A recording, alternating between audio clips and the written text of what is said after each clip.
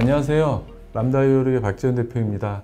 오늘 루니버스 엔터프라이즈 파트너스 데이라는 기업들, 고객들을 위한 첫 번째 행사를 맡아 이제 발표를 하게 됐습니다. 오늘 발표는 기업의 리더분들이 알아야 될 블록체인의 주요한 어떤 얘기들을 한번 정리를 해서 한번 소개를 드리려고 합니다.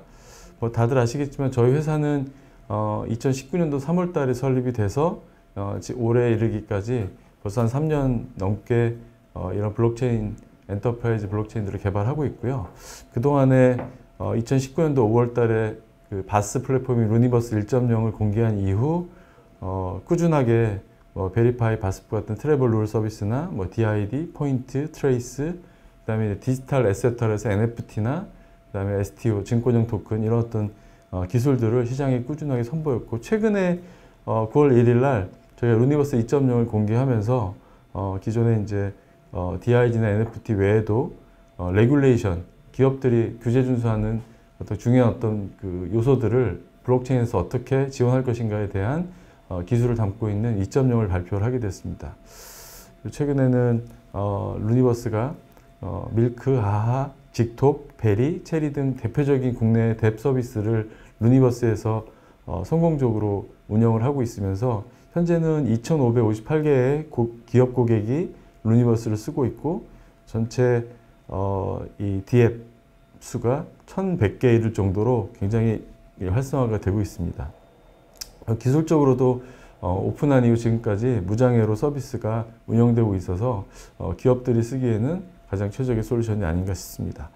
잠시 회사 소개를 마치고 오늘 전체적으로 7가지 주제에 대해서 제가 말씀을 좀 드릴 텐데요. 그 7가지 주제는 기업의 리더분들이나 블록체인을 담당하고 계신 분들이 적어도 블록체인에 관련돼서는 이 정도의 트렌드와 기술적 배경은 알았으면 좋겠다라고 생각하는 것들을 제가 좀 추렸고요. 오늘 규제라든지 이런 부분들은 빼고 기술적인 부분들 중심으로 설명을 드리도록 하겠습니다.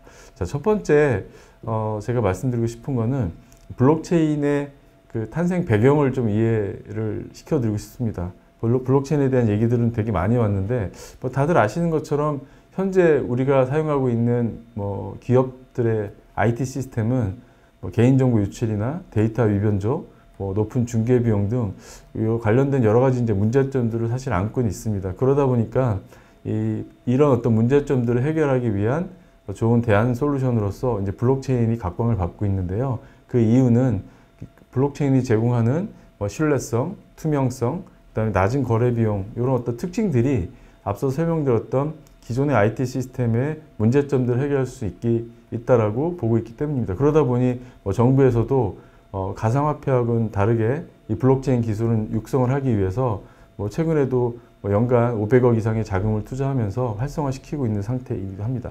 이런 블록체인이 어느 날 갑자기 이렇게, 사실 어느 날 갑자기 우리에게 다가온 건 사실이죠.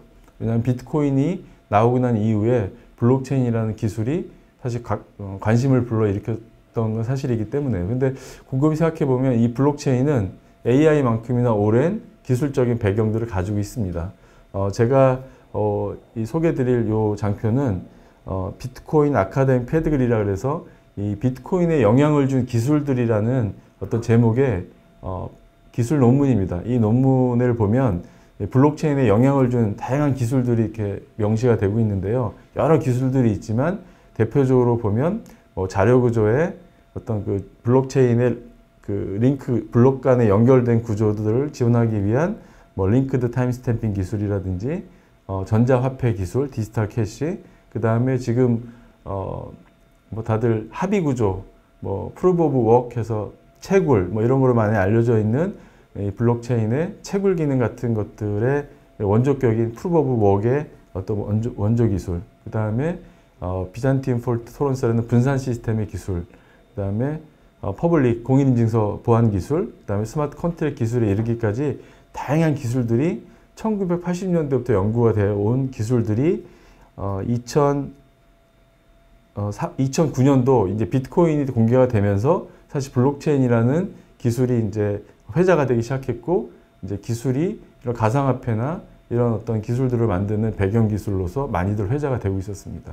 근데 곰곰이 약간 이런 말씀을 드린 이유는 갑자기 블록체인이라는 기술이 가상화폐 때문에 나온 것이 아니라 이 1980년대부터 많은 이 컴퓨터 사이언스의 그 학자, 교수, 그다음에 이제 엔지니어 분들이 이런 기술적인 백그라운드가 되는 기술들을 연구를 해왔고, 이런 연구들의 종합판으로서 비트코인과 그 배경 기술로서 이제 블록체인이 사실 이제 각광받기 시작한 것입니다. 굉장히 이제 블록체인이 역사나 그다음에 이론적으로 굉장히 정립이 완성되어 있는 기술이다, 이렇게 말씀드릴 수가 있을 거고요. 대표적으로 뭐 1980년대 랄프 머클이라는 교수께서 발표한 머클트리가 지금에 있는 이더리움이나 비트코인의 가장 백단에 있는 자료 구조를 이루고 있고요.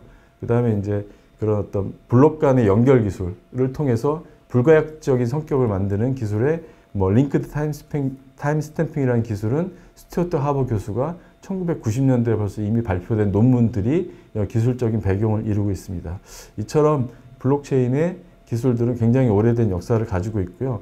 마찬가지로 이 블록체인이 현재 우리가 알고 있는 이 비트코인을 대표로 한 블록체인의 역사를 보면 2009년도에 비트코인이 만들어진 이후 사실 비트코인의 어떤 그런 그 성능 문제라든지 채굴의 어떤 그 한정된 어떤 성능, 그 다음에 이제 확장성 문제들을 해결하기 위해서 비트코인을 포크를 떠서 만든 사실은 이제 코인들이 알트코인이고, 지금은 비트코인을 제외한 대부분의 코인들을 알트코인이라고 부르고 있는데, 실질적으로는 비트코인을 포크 뜬 코인들을 알트코인이라고 불렀습니다. 그리고 비트코인의 어떤 영향을 받아서 거기에 이제 스마트 컨트랙이라는 기술을 결합을 해서 지금 많이 알고 계신 이더리움이라는 체인들이 나오게 됐고, 이더리움이 어떤 가지고 있는 성능 문제, 확장성 문제를 해결하고자 뭐 차세대 블록체인을 지향하는 여러 프로젝트들, 그 다음에 이제 NFT, 디파이, 스테이블 코인, 여러 가지 이제 오늘 말씀드린 사이드 체인, 이런 기술들이 나오게 됐고요. 또 한 축에서는 사실 기업들 입장에서 보면 가상화폐나 이런 것보다는 업무 시스템이나 비즈니스 시스템 블록체인을 많이 도입을 하시는데요. 그런 쪽에 쓰기 위해서 하이퍼레저 패브릭이라든지 뭐 배수, 뭐 최근에는 사실 이제 하이퍼레저 패브릭이 이 기술적으로 사실 소스 코드가 업데이트 안 되는 상황이다 보니까 엔터프라이즈에서도 배수라든지 이런 체인들을 많이 고려를 하시고 있는데, 이런 어떤 기업용 체인들이 많이 나오게 되었습니다. 이처럼 블록체인은 하루아침에 탄생된 것이 아니라 1980년도부터 다양한 기술적인 백그라운드를 가지고 있는 컴퓨터 사이언스 기술들이 하나로 이렇게 융화가 되면서 2009년도에 비트코인이 세상에 선보이면서 굉장히 각광을 받게 되었고, 지금 이제 비트코인을 필두로 블록체인이 3.0 세대까지 계속적으로 진화를 하고 있다. 뭐 이런 부분들을 좀 먼저 말씀드리고 싶습니다. 자, 두 번째는 그렇게 만들어진 이 블록체인 기반의 이제 퍼블릭 체인, 뭐 이더리움 같은 퍼블릭 체인이 많이 각광을 받고 있지만, 현재 가지고 있는 여러 한계점도 있고, 그 한계점을 해결하기 위한 노력들이 있는데, 그 노력들에 대해서 좀 설명을 드리고 싶습니다. 자, 지금 이제 퍼블릭 체인이라고 얘기하는 그 퍼블릭 체인은 말 그대로 누구나 어떤 특정한 조건 없이 그 자유의지에 따라서 그 네트워크에 참여하고 블록체인의 노드를 운영하면서 그 생태계에 참여할 수 있는 공개된 이제 블록체인을 말합니다. 이렇게 공개된 블록체인은 이더리움만 있는 것이 아니라 뭐 국내에서 클레이튼, 뭐 EOS, 하이브, 뭐 아이콘, 뭐 이런 굉장히 많은 지금 이 퍼블릭 체인들이 시장에 존재하고 있다 보니, 과거 뭐 데이터베이스도 굉장히 많은 데이터베이스가 존재했던 것처럼 지금 퍼블릭 체인도 굉장히 많은 퍼블릭 체인이 존재하다 보니 블록체인 기반의 서비스를 하나 개발하더라도 똑같은 서비스를 이더리움용, 그 다음에 뭐 다른 퍼블릭 체인용으로 개발해야만 되는 사실 불편한 점이 있는 것도 사실입니다. 더군다나 이 대비 지금 전체적으로 보면 21년도 6월 기준으로 한 3,549개 정도의 대비 지금 존재하고 있고요. 일일 활성 사용자 수는 15만 1,000. 사실은 보통 일반적인 우리가 저희 웹 서비스 기준으로 볼 때는 굉장히 사실 미약한 상황이죠. 그런데 전체적으로 보면 뎁수는 증가하고 있지만, 최근의 추세를 보면 이런 어떤 블록체인 기반의 뎁수는 굉장히 사실 줄고 있는 상태이기도 합니다. 그래서 중간에 줄고 있는 중간에 뭐 디파이라든지 이런 부분 때문에 간혹 뎁수가 늘긴 했습니다만, 전체적으로 사실 블록체인이 일반적인 어플리케이션을 다 어떤 적용하기에는 여러 가지 이제 문제점들이 있는데 그 문제점 중에 대표적인 것이 이제 사용성입니다. 대표적으로 잘 아시는 크립토키티라는 사실 NFT나 블록체인 게임의 가장 첫 번째 성공 사례로 많이 회자가 되고 있는 이 크립토키티의 사항들을 보면 실제 100명이 크립토키티에 접속을 해서 온보딩 과정을 거치면 그 온보딩 과정에서 사용성이나 굉장히 어려움이 많아서 실제 1%만이 이 온보딩 과정을 거쳐서 서비스를 쓴다고 합니다. 그래서 100명이 들어오면 1명이 실제 이제 가입을 통해서 쓰는 거 99%는 잃어버리는 거죠. 그 얘기는 뭐냐면 이 중간에 있는 이런 사용성 때문에 99% 사용자를 잃어버리는 어떤 그 사용성 이슈들이 있어요. 그 사용성 이슈 잠깐만 재미나게 한번 설명을 해보면 우리 마치 윈도우즈 PC에서 정부 사이트에 접속할 때 공인인증서 설치하라 그러고 공인인증서 설치하면 뭐 키보드 보안 프로그램 깔라 그러고 이런 것처럼 실제 크립토키티 사이트에 접속을 하게 되면 이 지갑을 설치하라는 메시지가 나오고요. 지갑을 설치하면 이더리움 이제 키를 만들어야지만 크립토키티를 쓰게 되는데요. 이더리움 키를 만들라 그러고 이더리움 키를 만들면 이더를 가져오라 그러고 이더를 가져오기 위해서는 실제 다른 사람한테 없거나 이제 거래소에 가서 사야 되는데 거래소에 가게 되면 다시 사실은 은행 계좌를 또 만들어야 되고 은행 계좌 연동을 해야 돼.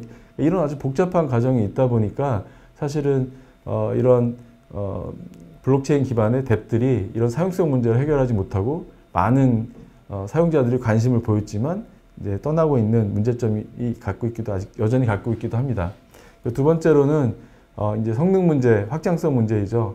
자, 이더리움의 평균 블록 생성 타임이 30초에서 뭐 최소한 13초 정도 합니다. 아직까지도 사실은 이 성능이나 확장성 문제가 해결되지 않고 있다 보니 사실 초당 3에서 10TPS 미만의 처리량을 보이다 보니 아주 미션 크리티컬하거나 사실 주요한 어떤 성능을 요하는 어플리케이션에서는 또 이런 어떤 퍼블릭 체인을 쓸 수가 없는 게 현실이다라고 볼 수 있고 또 하나는 이 보통 다른 일반적인 웹 서비스하고 달리 이 블록체인은 가스비, 트랜잭션 사용료를 내야 됩니다.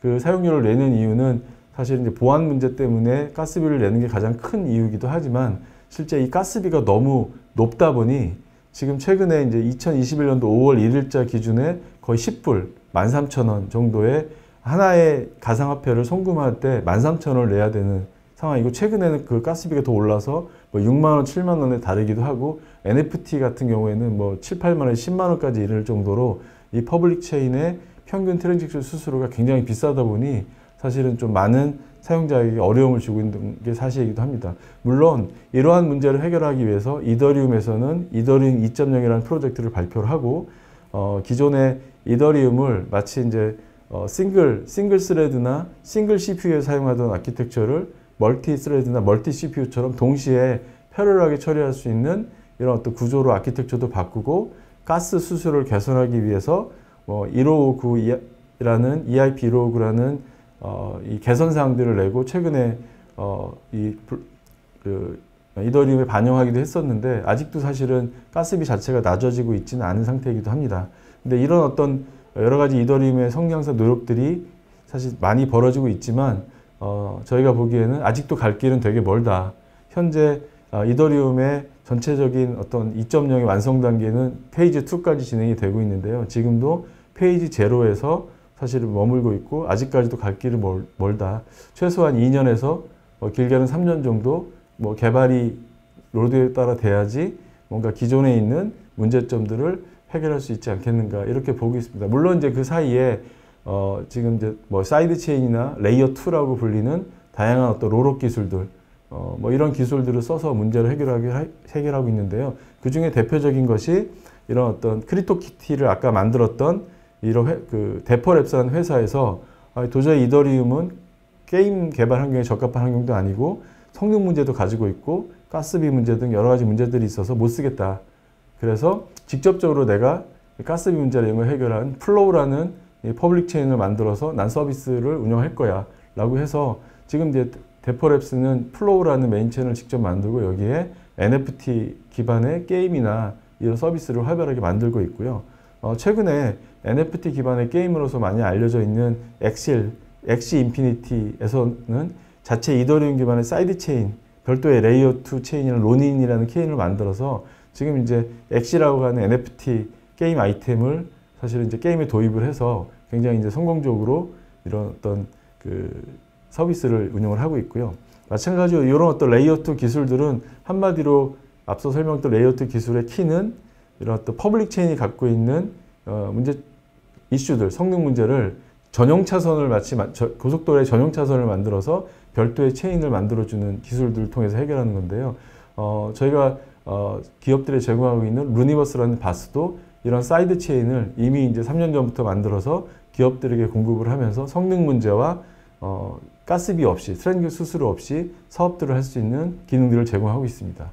그래서 이번 말씀드린 부분들은 이런 퍼블릭 체인이 많이 활성화되고 있지만 퍼블릭 체인 자체가 갖고 있는 이런 활성화될수록 가질 수밖에 없는 성능 문제, 사용성 문제, 트랜잭션 수수료 문제를 지금 이제 사이드 체인이나 레이어 2, 특히 롤업 테크놀로지 같은 걸 통해서 많이 해결하고 있고 이런 부분들 기업에서도 주의 깊게 좀 이해하시면서 선택해야 된다. 이렇게 좀 말씀드릴 수 있겠습니다. 자, 세 번째 좀 기업에서 관심 가지고 그 추이를 좀 봐야 될 기술로는 정부에서 발행하는 CBDC와 스테이블 코인에 대한 좀 이해가 필요하다.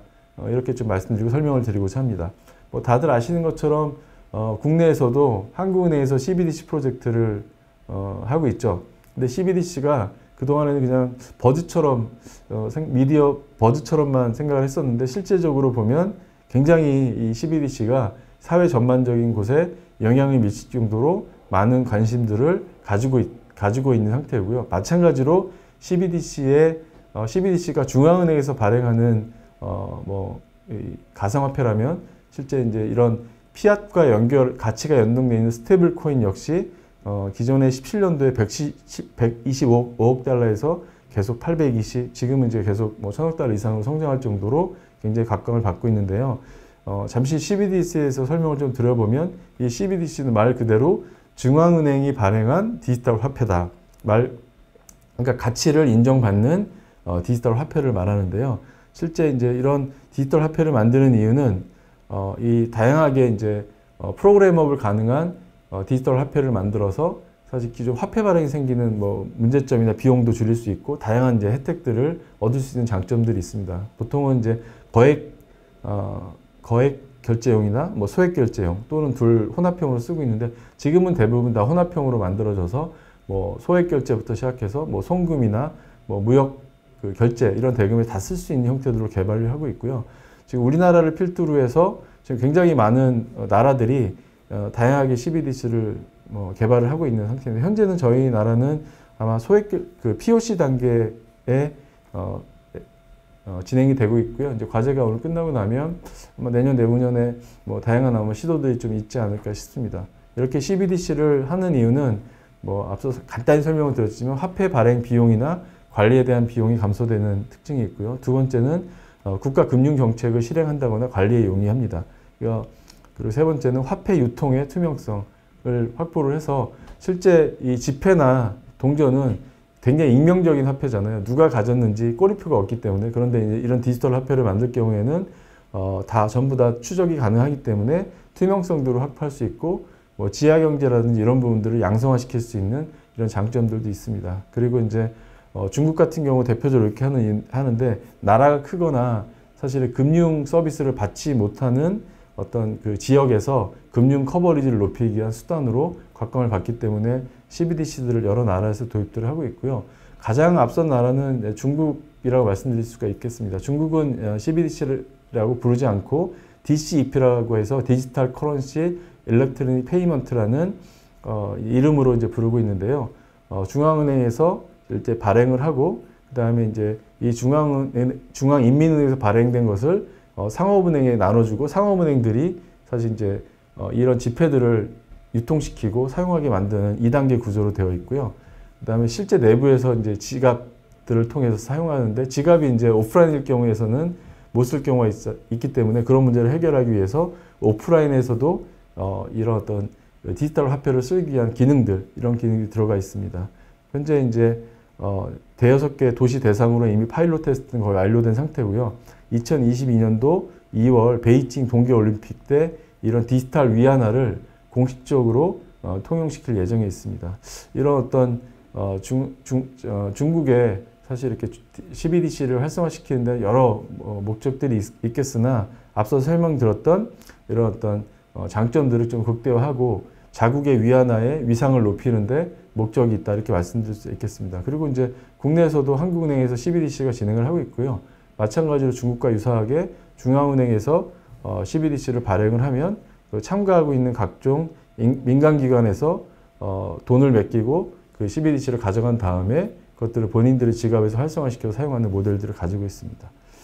그러면 이제 이 CBDC는 중앙은행에서 발행을 하고 실물화폐의 가치에 패깅되어 있는 디지털 화폐라면 사실 스테이블 코인은 이에 반해서 민간 기관에서 발행을 하고 가상자산의 가격 변동을 최소화하기 위해서 달러나 이런 어떤 피앗하고 가치가 이렇게 1대1로 패깅되는 이런 어떤 구조들을 가지고 있는 어떤 스테이블 코인이라고 말씀드릴 수가 있겠습니다. 실제 저희도 이런 프로젝트를 인도네시아에서 해서 운영을 하고 있는데요.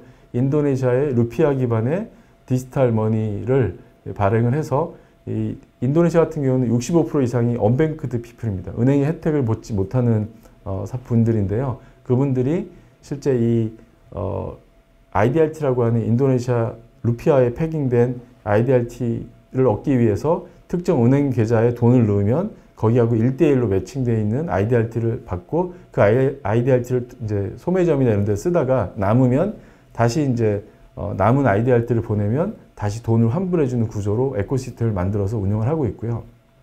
지금 굉장히 인도네시아에서 활발하게 쓰이고 있습니다. 그런데 이런 또 두 가지 CBDC와 이 스테이블 코인이 사실은 가상화폐나 또는 가상화폐와 이런 피아 시장을 연결해주는 어떤 위치로서 굉장히 중요한데 현재로서는 기존의 스테이블 코인에 대한 정부나 기관들의 시각은 기존의 금융 질서를 파괴하거나 그 다음에 익명성으로 있는 자금 세탁을 하거나 또는 스테이블 코인을 통해서 불법으로 자본이 해외에 유출되거나 또는 특정한 스테이블 코인이 어떤 이런 독점이 되는 어떤 문제점들이 있다라고 사실 우려들을 하고 있어서 대부분 다 스테이블 코인은 규제를 하고 있는 시각들을 가지고 있습니다. 그러다 보면 사실 이후에 이제 스테이블 코인이나 이런 어떤 CBDC가 활성화되면 사실 디지털 가상화폐라든지 가상화폐로 이루어진 여러 포인트 시장이라든지 이런 것들이 굉장히 많은 영향을 미칠 텐데요. 이런 것들을 사실은 이제 기대하면서 주의 깊게 이런 CBDC와 스테이블 코인의 동향도 좀 파악했으면 하는 게 생각입니다. 자, 세 번째로는 기존에 있는 이제 전통의 금융시장이 블록체인 기술을 기반으로 뭐 CeFi나 DeFi라고 하는 영역들로 굉장히 이제 발전하고 있는데 여기에 대한 어떤 트렌드를 좀 설명을 드리도록 하겠습니다. 다들 아시는 것처럼 이제 기존의 전통 시장에서는 뭐 통장에서부터 시작해서 투자, 파생식품까지, 파생상품까지 다양한 엔티티들이 이미 기존의 전통 금융시장을 이루고 있습니다. 마찬가지로 블록체인에서도 보면 통장과 매칭시킬 수 있는 지갑부터 시작해서 다양한 투자 상품에 이르기까지 사실은 기존의 전통 금융들을 블록체인 기반의 금융으로서 이렇게 활성화시키고 있는 상태입니다. 이 중에 이런 어떤 디파이란 것은 탈중앙화 금융의 좀 약자인데요. 기존의 블록체인이 갖고 있는 스마트 컨트랙 기능을 통해서 다양한 금융 서비스를 사고 상품을 구현해서 제공하는 것입니다. 그래서 기존의 이런 어떤 디파이는 기존 핀테크나 전통 금융 기업이 전통 금융기관이나 핀테크 업체에서 상품을 만들어서 개발한다 그러면 이런 디파이는 완전히 퍼블릭 체인 내에 스마트 컨트랙으로 자동화된 형태로 금융 상품을 만들어서 운영을 하기 때문에 특정한 운영 주체나 그다음에 관리 주체가 없이 프로토콜로만 움직이는 어떤 금융 상품이다라고 말씀드릴 수가 있겠고요. 근데 요즘 이제 CeFi라는 얘기들이 많이 나오는데 CeFi는 말 그대로 뭐 거래소라든지 아니면 특정 기관에서 이런 어떤 가상자산 금융 프로그램을 만들어서 운영하고 있는 상품들을 얘기를 합니다. 그러니까 CeFi 같은 경우에는 금융상품의 운영 주체가 명확하기 때문에 사실 규제 대상 범위에 들어가 있는 영역이기도 하고요. 근데 이에 반해 디파이는 사실 규제할 수 있는 그 대상이 없기 때문에 완전히 이제 P2P 거래로 이루어지는 영역이다 이렇게 말씀드릴 수 있겠습니다. 현재 이런 디파이 전체 규모는 지금 이제 전체 예치 규모로 보면 930억 달러에 이를 정도로 계속 가파르게 성장 중이라고 하고 있고요. 지금 주요 체인을, 퍼블릭 체인을 중심으로 다양한 플레이어들이 이 체인 위에 금융상품들을 만들어서 가상화폐를 가지고 다양한 이제 상품들을 만들고 있는 상태다. 이렇게 말씀드릴 수가 있겠습니다. 그 중에 대표적으로 뭐 컴파운드 같은 경우에는 2019년도 설립된 이더리움 기반의 P2P 랜딩 프로토콜입니다. 그래서 가지고 있는 내 이더리움을 다른 사람에게 빌려주거나 또는 다른 사람이 빌릴 수 있게 중개해주는 중간에 예치와 랜딩 기능을 같이 갖고 있는 기능인데요. 이 모든 게 스마트 컨트랙으로 다 개발이 돼 있어서 이 지갑, 앞서 설명드렸던 이런 지갑, 마치 통장 같은 거죠. 지갑을 개설하고 이 지갑에 컴파운드 앱을 연결한 다음 내가 가지고 있는 이 이더 자산을 담보 설정을 하면 그 담보에 따라서 돈을 빌릴 수 있거나 또는 담보를 맡겨놓으면 다른 사람에게 내가 가지고 있는 이더를 빌려주고 그에 대한 이자를 받을 수 있는 이런 어떤 금융상품들을 현재 다양하게 만들고 있습니다. 그래서 실제 이제 이 가상자산이 엄청나게 많은 실제 가치를 지금 자산을 담고 있기 때문에 이 자산을 운영하는 디파이 프로그램들이 계속적으로 발전할 것이고 이런 디파이 프로그램들을 얼마나 효율적으로 대응하는가에 따라서 기업들의 향후에 미래의 어떤 먹거리라든지 사업 모델에 영향이 크게 있을 수 있다. 이렇게 좀 말씀드릴 수가 있겠습니다. 자, 그 다음으로는 반드시 알아야 될 기술 중에 이 디지털 NFT 기술하고 디지털 자산 시장에 대한 부분들을 좀 이해하셔야 되는데요. 이 NFT는 non-fungible 토큰의 약자입니다. 앞서까지 설명됐던 뭐 이더리움 기반의 이더라든지 뭐 이런 토큰들은 ERC20라는 fungible 토큰, 그러니까 주고받을 수 있는 교환 수단으로 사용하는 이 토큰인데요. 실제 이 non-fungible 토큰은 뭐냐면 이런 교환 수단이 아니라 이 특정한 가치를 가지고 있는 이 가치를 나타내는 담을 수 있는 사실은 이제 토큰이다 이렇게 말씀드릴 수가 있는데 최근에 크리스티에서 진행한 경매에서 디지털 아트 한 점이 780억 달러에 팔리면서 굉장히 이제 이 NFT가 뭐야? 뭔데 도대체 이렇게 하면서 이제 화두가 되기 시작했는데 이 부분을 좀 혹자는 이건 말도 안 돼 이렇게 하시는 분도 있지만 실제 왜 이런 부분들이 시장에서 되는지 특히 아트라든지 이런 부분에 되는지 설명을 좀 드려보도록 하겠습니다. 자, 보시는 것처럼 똑같은 누구나 이제 어떻게 보면 가치에 대한 기준이 좀 다를 수 있습니다. 보시는 것처럼 뭐 가수들이 공연을 할 때 가장 앞자리에 있는 좌석이 가장 비싸죠. 근데 그 앞자리에 있는 좌석이라도 가장 앞자리에 있는 좌석과 사실은 똑같은 A급이 그 앞좌석이라 그래도 가장 일렬에 있는 좌석과 그 뒤쪽에 있는 좌석은 사실은 가치가 다를 수 있습니다. 마찬가지로 이런 가치에 대한 기준은 다 다를 수 있기 때문에 결국 이렇게 가치를 교환할 때 여러 가지 이제 본인의 판단에 따라서 가격들이 매겨질 수가 있는데요.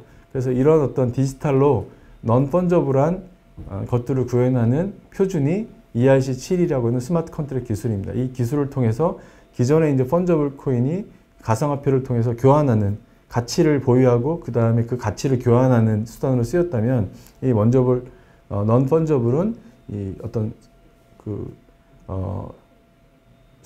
소유를 증명하는 기술인데요. 그래서 기존의 ERC20 펀저블 토큰이 동등한 가치를 보유하고 교환 가능한 형태로 만들어진 가상화폐라면 이 ERC721 non-fungible 토큰은 어떤 제품의 희귀성에 따라서 어떤 가치를 주고 그 가치는 이제 변동될 수 있는 상태겠죠. 그러다 그 대신 교환이 불가능한 형태들로 만들어진 소유권을 표현하는 기능이다. 이렇게 만들어질 수가 있습니다. 그러다 보니 이런 소유권을 표현하는 기능에서 뭐 높은 브랜드를 갖고 있는 뭐 나이키라든지 뭐 제조사의 삼성, 뭐 게임소프트, 뭐 스포츠단, e스포츠 이런 곳에서 본인들이 갖고 있는 IP나 그런 어떤 브랜드를 브랜드의 가치를 이제 표현하고 이 브랜드의 가치를 고객들에게 제공하거나 상품으로 만들거나 하기 위해서 굉장히 관심들을 가지고 있고요. 그러다 보니 이 non-fungible 토큰 시장은 현재 계속적으로 지금 성장을 하고 있어서 2021년도까지 125% 이상 성장을 하고 있다고 합니다. 그래서 7조 이상 시장들이 계속 성장을 하고 있고요. 참고로 이 NFT를 보유하기 위해서는 지갑이 가상화폐하고는 다른 NFT 지갑이 필요한데 이런 지갑들이 22만 개 정도로 계속 늘고 있고 그다음에 향후 거래액은 3억 4,200만 달러까지 성장할 거다라고 예상들을 하고 있습니다. 자, 그러면 이 NFT들이 어떤 분야에 쓰는지 한번 퀵하게 한번 가도록 하겠습니다. 지금 NFT를 구성하고 있는 것 중에 가장 첫 번째가 이제 서비스, NFT 서비스라고 말씀드릴 수가 있겠는데 이 서비스는 말 그대로 가치를 소유권을 이제 만들어진 소유권을 전시해주는 사이트, 서비스다 이렇게 말씀드릴 수 있는데요. 이 라바립스에서 만든 사이버펑크가 이런 어떤 NFT로 만들어진 아주 그 첫 번째 사례다 이렇게 해서 굉장히 높은 희소성 때문에 높은 가치도 받고 있고 관심들을 받고 있는데요. 이 크립토펑크는 2017년도 6월 달에 최초의 NFT로 발행이 돼서 내용들을 보면 1만 개의 사실 24x24 픽셀로 만들어진 아이콘들을 만들고 이것들을 이제 파는 것이고 최근에는 비자에서도 이 프로젝트 이 아이콘을 사서 굉장히 화제가 되고 있고 2021년도 5월 12일 날 9개의 희귀한 크립토펑크가 1696억 2,500달러에 낙찰이 되는 일이 있어서 굉장히 화제가 됐고 지금은 이제 미빗이라고 하는 세 번째 3D 프로젝트를 진행하고 있는 아트 분야의 대표적인 것들이고요. 또 스포츠 분야에서는 NBA 카드를 이렇게 NFT 서비스로 만들어서 이 팬들, NBA 카드 팬들에게 제공하는 서비스들을 하고 있고요. 그 다음에 기존에 있는 이 전통적인 메이저리그 베이스볼 카드라든지 이런 걸 발행하던 톱스라고 하는 곳에서는 기존에 발행하던 카드를 전부 다 NFT로 발행을 해서 스포츠 전체 영역으로 확대하는 사업들도 하고 있고요. 스포츠 쪽에서는 도쿄올림픽 농구 NFT라든지 올림픽 로고 오스트리아 로고 NFT를 발행하는 단지 이런 식으로 스포츠에서 다양하게 좀 이것들을 사용하고 있습니다. 그리고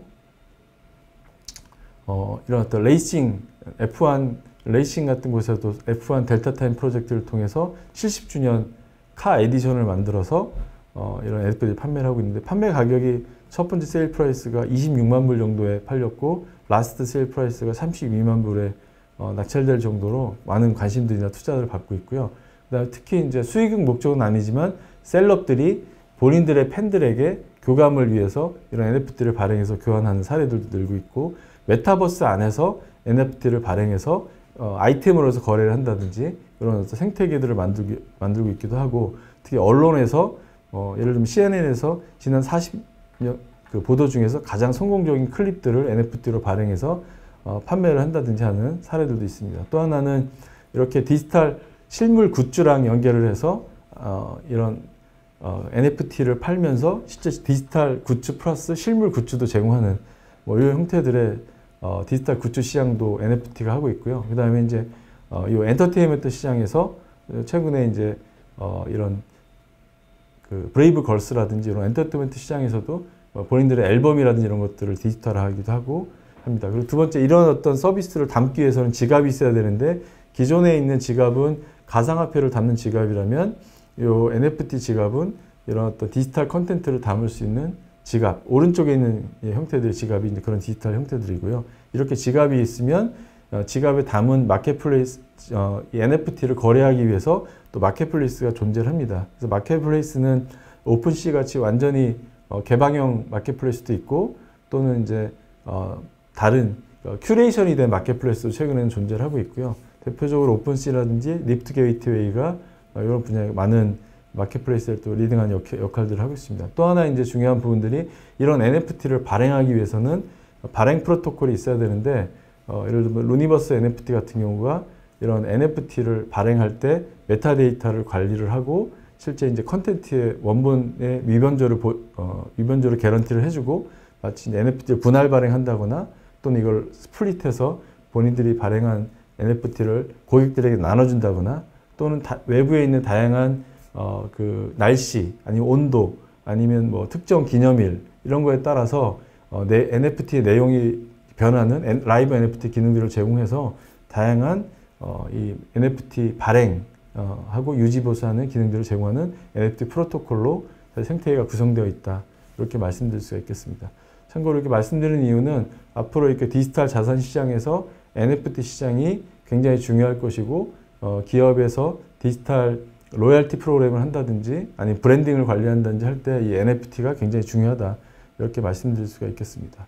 자, 그리고 이 블록체인 포인트하고 컨소시엄 체인에 대한 좀 설명을 좀 드리도록 하겠는데요. 대부분 다 기업들이 이 포인트를 다 하나씩 가지고 있을 것입니다. 이 포인트가 JP 모건이나 이런 데서 발행한 페이퍼를 보더라도 굉장히 중요한 포인트, 결제 수단으로서 자리 잡을 텐데, 그러다 보니까 이 포인트가 굉장히 보안이라든지 안정적인 어떤 환경에서 개발이 돼야지만 하는 상황들이기도 합니다. 그런데 이제 기존의 로열티 프로그램은 사용할 곳도 제한적이고, 그 다음에 이제 실질적으로 고객 입장에서 보면 이거 어디다 써? 그 다음에 포인트들이 다 회사마다 너무 파편적으로 발행하다 보니까 이걸 통합해서 쓴다거나 하기보다는 아예 그냥 귀찮거나 그냥 사실 되게 스트레스 많이 주는 것들이죠. 그 다음에 기업 입장에서 보더라도 이 포인트 간의 통합도 어렵고, 기업 간의 상호 신뢰, 교환할 때 뭐 비율을 맞춘다거나 하는 것들이 굉장히 어렵습니다. 그런데 이런 부분들을 블록체인을 통해서 포인트 연동이나 블록체인의 어떤 신뢰성 문제, 그 다음에 교환 비율도 시장의 어떤 수요 공급에 따라서 자동으로 만들어질 수가 있기 때문에 블록체인을 통해서 포인트 발급하는 것들이 굉장히 늘고 있고요. 대표적으로는 저희가 야놀자나 키인사이드하고 같이 한 밀크 여행 레저 분야의 회사들이 모여서 포인트를 교환하고 그 안에서 새로운 어떤 상품들을 만들어내는 밀크 얼라이언스 같은 어떤 사례들이 많이 나타나고 있고요. 그러다 보니 실제 기업 간에 이런 어떤 컨소시엄들을 만들어서 컨소시엄을 만들고 그 안에 이제 다양한 포인트들을 만들어 교환하는 이제 컨소시엄 블록체인이 많이 이제 각광을 받고 있는 상태입니다. 그래서 이 컨소시엄 기반으로 블록체인 기반 로열티를 만들고, 이 로열티를 새로운 어떤 고객을 공유한다거나 고객이 데이터를 쉐어하거나 새로운 상품을 만드는 그런 어떤 서비스로서 많이 각광을 받고 있는 상황이다, 이렇게 좀 말씀드릴 수 있겠습니다. 그리고 마지막으로 이제 기업들, 엔터프라이즈 블록체인이 이런 퍼블릭 체인 같은 시장 외에서도 굉장히 활성화가 되고 있는데요. 이 엔터프라이즈 블록체인은 실제적으로 기업들 조사를 해보면 매년마다 기업들이 이 블록체인에 투자하는 비율이 60%씩 늘고 있고, 실제 이 뱅킹을 필두로 해서 매니팩처, 리테일까지 다양한 전 인더스트리 분야에 이 블록체인에 대한 도입이 늘고 있는 상태고요. 실제 기업들을 조사를 해보면 55% 이상의 기업, 이게 이제 딜로이트에서 조사한 자료인데요.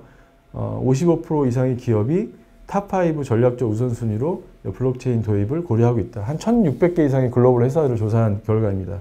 그리고 88% 이상의 기업이 블록체인이 앞으로 메인스트림 기술이 될 거다, 이렇게 예상을 하고 있고요. 그런데 실제 블록체인을 도입할 때 기업들이 이제 갖고 있는 허들들이 있습니다. 그 허들들을 보면 여러 개가 있는데, 그 중에서 첫 번째로 보면 구현할 때 되게 사실 좀 어렵다. 도대체 구현하기 위해서 개발팀을 꾸려야 되고 비용도 많이 들고 되게 어렵다라는 게 허들인데요. 그런 이유는 현재 블록체인 개발자 채용 수요는 굉장히 많은데 비용도 굉장히 증가하고 있고, 과거 조사한 자료만 하더라도 연봉이 15만 불에서 17만 5천 불에서 제가 보기엔 20만 불 이상 해도 좋은 엔지니어를 구하기가 어려운 실정이고요. 또 하나는 뭐니 해도 기업 리더들의 블록체인에 대한 이해도가 굉장히 좀 낮다라는 게 또 문제이기도 합니다. 보시는 것처럼 거의 한 60%, 70% 이상의 그 기업 리더들이 블록체인에 대한 이해도나 그 중요도, 어떻게 쓸 것인가에 대한 부분이 부족하다 보니 굉장히 좀 블록체인 사업들을 하기 어렵고, 사실 이번 제가 발표를 준비한 것도 기업에 계신 분들이 블록체인을 잘 이해를 하고 기업에 잘 적용하기를 바라는 마음에서 이런 강의를 준비했던 것도 이런 배경이 있기도 합니다. 또 하나는 앞서 설명드렸던 것처럼 이 블록체인을 쓰려고 할 때 사용자 입장에서는 사용성이 너무 어렵고, 개발자 입장에서는 속도, 성능, 가스비, 사업자 입장에서는 이해도도 낮고 비용도 많이 들고, 이거 투자만 하고 이 ROI가 안 나오는 거 아니야? 이런 거에 대한 이제 좀 이슈들이 많았는데요. 그런 이슈들이 아무래도 이 블록체인을 쓰다 보면 인프라스트럭처도 직접 구축해야 되고, 그 위에 블록체인 프로토콜도 만들어야 되고, 그 다음에 팀도 꾸려가지고 블록체인을 직접 운영해야 되고, 그 위에다 서비스를 만들어야 되는데, 이런 문제를 해결하기 위해서 이런 어떤 인프라, 프로토콜, 플랫폼에 이르는 서비스를 한 번에 제공하는 서비스가 바스라고 하는 이제 분야들이 각광을 받고 있기도 합니다. 바스가 블록체인 애저 서비스의 약자인데요. 말 그대로 서비스형 블록체인입니다. 그래서 기존에 뭐 아마존이나 뭐 마이크로소프트 애저 같은 클라우드처럼 사용한 만큼만 블록체인을 가입을 해서 사용하고 사용한 만큼만 이제 사용료를 내기만 하면 되고 언제든지 사용하지 않으면 그냥 해지를 하고 나오면 되기 때문에 비용도 굉장히 싸고 그다음에 쉽게 개발할 수 있고 그다음에 블록체인에 대한 전문성이 떨어지더라도 사실 이런 서비스를 통해서 블록체인을 도입할 수 있어서 기업들이 이런 서비스형 블록체인을 많이 도입을 하고 있고요. 실제 이제 이런 서비스형 블록체인의 유형들이 되게 많은데 대부분 이런 인프라부터 시작해서 서비스를 제공하는데 주로 이제 이 블록체인을 프로토콜 레벨의 설치를 중심으로 하는 곳이 아마존이나 마이크로소프트 애저 같은 프로토콜들이 있고요. 그리고 IBM이나 칼레이도, IBM은 이제 하이퍼레저 같은 프로토콜을 활성화시키기 위한 거고 칼레이도는 이더리움을 기업들에게 활성화시키기 위한 목적으로 만들어져서 특정 프로토콜에 집중을 하고 있는 바스 업체들이 있고 그 외에 이제 알킴이나 뭐 세틀민트나 그리고 이제 저희 람다 이오르기 루니버스 같은 경우에는 멀티 프로토콜 다양한 기업들이 쓰는 프로토콜들을 선택적으로 제공하고 멀티 클라우드 아마존이나 애저 뭐 마이크로소프트나 또는 다른 뭐 퍼블릭 클라우드에서 쓸 수 있는 환경들을 제공하는 이런 어떤 포괄적인 업체라고 얘기할 수 있겠습니다. 그 중에 뭐 루니버스 조금 자랑을 해보면 루니버스가 앞서 설명드렸던 것처럼 레이어 2 기술을 통해서 굉장히 높은 트랜잭션 기능들을 제공하고 있고요. 현재는 미니멈 2000TPS 이상 블록 생성 타임은 1초 정도 안정적으로 운영을 하고 있고 아마존, 네이버 클라우드, 애저 등 멀티 클라우드와 프라이빗 클라우드까지 제공하는 하고 있고 하이퍼레저 배수, 그 다음에 이더리움의 POA, 쿼럼 등 다양한 프로토콜을 제공하고 있습니다. 그리고 그 부가적인 서비스로 뭐 DID, 트레이스, NFT 뭐 이런 것들 제공하고 있고 사용성 개선을 위해서 프라이빗 키 관리를 볼트라고 하는 클라우드에 제공하고 있는 거고요. 가격도 굉장히 저렴한 비용이 제공하고 있어서 앞서 설명드렸던 것처럼 많은 고객들이 이런 어떤 저희 루니버스 바스를 사용하고 있기도 합니다. 자, 두 번째로는 두 번째 가장 큰 허들은 뭐냐면 바로 레귤레이션이 있습니다. 뭐냐면 기업 입장에서 보면 블록체인을 썼는데 이제 이 글로벌리 블록체인을 확장하기도 되게 어렵고 그 다음에 블록체인 기반의 서비스를 만들어도 나는 의도하지 않았지만 사실은 의도치 않았지만 사실은 이렇게 악용이 돼서 그 악용된 책임을 져야만 된 리스크도 안고 있고요. 그리고 또 규제 자체가 명확하지가 않아서 계속적으로 이렇게 규제가 바뀌기도 하고 여기에 이제 매칭을 시켜서 뭐 정책을 바꿔야 되는 문제점들이 있습니다. 이런 문제점을 해결하기 위해서 최근에 저희가 레귤레이션 테크놀로지를 도입한 블록체인을 이 시장에 이제 선보이게 됐고 이런 어떤 레귤레이션 테크를 통해서 기업들이 블록체인 환경들이나 문제를 해결해야만 되는 상황이시고요. 레귤레이션을 간단히 설명시켜드리면 기존의 금융 시스템은 기업, 그러니까 은행 내부나 은행 간의 거래를 할 때 규제, 그러니까 오디트를 할 수 있는 그 틀들이나 시스템 규제들을 다 KYC, AML, 뭐 이런 트래블 룰 이런 것들 다 준수하게만 되어 있기 때문에 정부 당국에서는 언제든지 금융 오디트를 할 수 있는 환경들이죠. 그런데 이 블록체인 시스템은 익명성을 기반으로 하기 때문에 사실 금융당국 입장에서 보면 이 익명성이 사실은 거래를 추적하거나 오디트를 하는 데 있어서 가장 큰 걸림돌이기도 합니다. 그래서 이 문제를 해결해야지만 안정적으로 블록체인을 써서 다양한 사업을 할 수가 있는데요. 그동안에 이런 어떤 익명성을 해결하기 위한 기술을 이제 사실 많이 이제 저희가 이제 투자를 해서 연구를 했습니다. 참고로 이제 법과 규제 준수를 위한 분야에서 트래블 룰을 준수하기 위한 베리파이 바스프 프로토콜을 오래전부터 만들어서 저희가 공급을 하고 있었고요. 그 다음에 KYC 정보를 공유하기 위한 KYC 쉐어링 기능과 KYC 된 사용자에 한해서만 블록체인의 키스토와 지갑들을 만들어주는 그리고 관리해주는 기술들 그리고 정부기관과 같이 벌써 3년째 FDS 블록체인의 이상탐지 거래들을 해오는 기술들 그리고 이런 어떤 앞서 설명드렸던 트래블, KYC, FDS 기술들이 프로토콜 레벨로 녹여져 있는 컨소시엄 체인들을 그동안 연구를 하고 있어서 이런 어떤 기술들을 최근에 온프리미스 기능으로 기업이나 은행 다양한 곳에 저희가 제공을 하기 시작했습니다. 그래서 이번 컨퍼런스도 이런 어떤 다양한 기술들을 여러분께 소개를 좀 드리고 기업들에서 블록체인을 선택하실 때 좋은 어떤 대안이 됐으면 하는 바람에서 오늘 이제 발표를 했었고요. 실제 이런 부분 때문에 이 블록체인이 자동차, SCM, 리테일, 금융 분야 등 전 분야도 전방위적으로 블록체인을 도입하는 기업들이 늘고 있습니다. 이 기업들은 앞서 설명드렸던 그런 어떤 트렌드들과 레귤레이션 이런 부분들을 굉장히 주의 깊게 보고 관심을 가지고 투자를 하시고 도입을 하실 때 신경을 쓰셔야지만 더 좋은 결과가 있을 거라고 예상을 하고 있습니다. 자, 지금까지 짧은 시간에 많은 얘기를 들으려다 보니까 굉장히 좀 빠르게 진행된 감이 없지 않아 있었는데요. 블록체인을 기업에서 도입할 때 좀 주의 깊게 좀 아셔야 될 전반적인 어떤 트렌드와 기술적인 사항들에 대한 설명을 좀 들었습니다. 앞으로 블록체인을 활용하시고 도입하시는데 큰 도움이 됐으면 하고요. 오늘 뒤에 이어서 제가 설명했던 다양한 기술들에 대한 보다 상세한 발표들이 있으니까 끝까지 발표 들으셨으면 합니다. 예, 감사합니다.